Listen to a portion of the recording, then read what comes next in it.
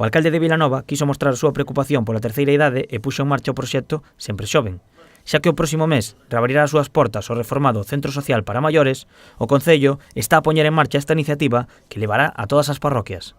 Y hemos decidido ya empezar ahora una serie de iniciativas que se van a llevar a cabo en el casco urbano y en todas las parroquias, en las casas de cultura que están adecuadas para eso. Y vamos a empezar cada día en uno de los centros con unas actividades dedicado en un programa que llamamos Sempre Xoven.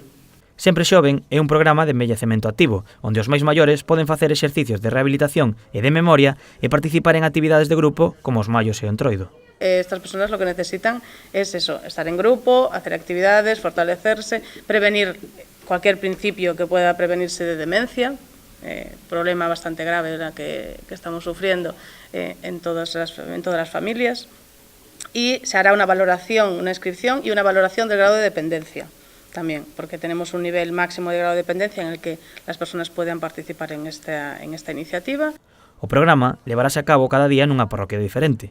Pasará polo Pazo de Vista Real, as Casas da Cultura de San Miguel de Deiro e de Tremoedo e as instalacións da Asociación Cultural El Castro.